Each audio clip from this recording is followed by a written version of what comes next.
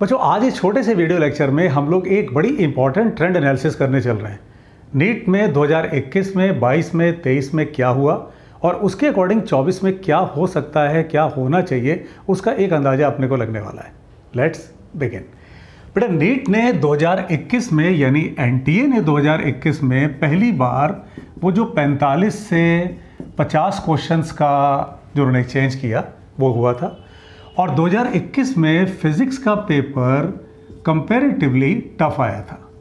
अब बेटा ये जो टफ और इजी है, जो कि रिलेटिव टर्म होते हैं, जैसे रिलेटिव वेलोसिटी होती है फिज़िक्स में, तो ये रिलेटिव टर्म है। तो एक जो कॉमन एक जो कंसेंसस निकल के आता है उसके मुताबिक 2021 में फिज़िक्स का पेपर टफ था। कुछ लोगों का तो यहाँ तक कहना था कि उसके क्वेश्चन जेईई मेन से टफ थे। 2022 में क्या हुआ? 2022 में बायो को इन्होंने टफ बनाया। उसमें भी ऐसा हुआ था कि कुछ क्वेश्चन एनसीईआरटी के बाहर के आ रहे हैं एंड सो ऑन। 2023 में क्या हुआ? 2023 यानी इस साल कंपैरेटिवली केमिस्ट्री को टफ बनाया गया। तो बेटा एक ट्रेंड आपको दिखाई दे रहा है यहाँ से भी। अब जो ये एक्सपेक्टेशन है, ये कोई गारंटी नहीं है।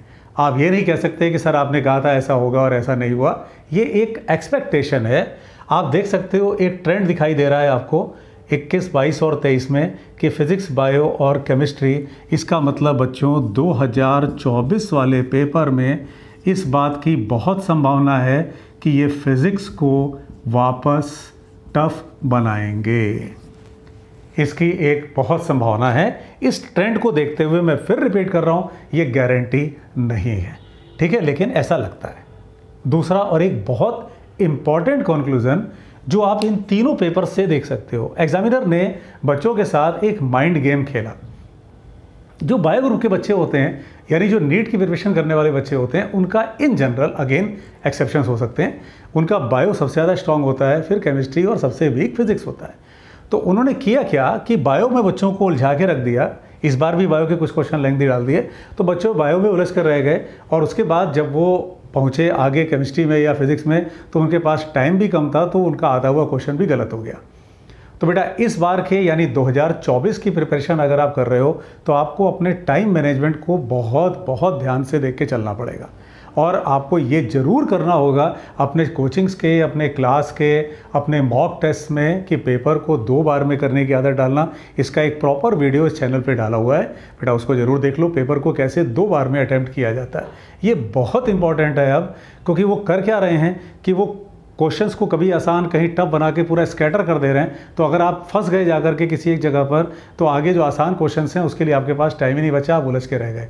तो अब जो 2024 में बात एक्स्ट्रा मायने रखेगी, वो पहले भी मायने रखती थी, वो एक्स्ट्रा मायने रखेगी बेटा, वो ये कि आपको अपना टाइम मैनेजमेंट ज़रूर ठीक करके चलना पड़ेगा। किसी भी एक सब्जेक्ट में अगर आपने ज़्यादा टाइम किल कर दिया, तो हो सकता है कि अगला सब्जेक्ट उधर आसान आया हो और आप उसमें ही उलझ के रह गए टफ वाले में, और आपको उतना समय मिल ही नहीं पाया। ठीक है, कीप स्टडिंग। और बेटा फिज़िक्स के लिए, फिज़िक्स के हेल्प के लिए बेटा आपको फिज़िक्स मूनशॉट ऐप को डाउनलोड कर लेना है।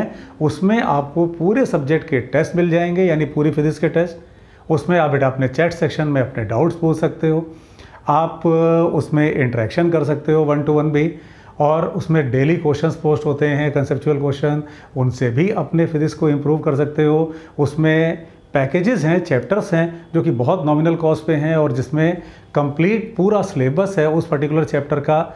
उसको पढ़ के अगर किसी बच्चे को कुछ नहीं आता, फॉर एग्जांपल इलेक्ट्रोस्टैटिक्स, उसे कुछ भी नहीं आता, तो भी वो पढ़ करके पूरे चैप्टर को तैयार कर सकता है। उसमें असाइनमेंट्स भी हैं, टेस्ट भी हैं एंड सो ऑन। तो अच्छे से पढ़ाई करो, keep studying, God bless you.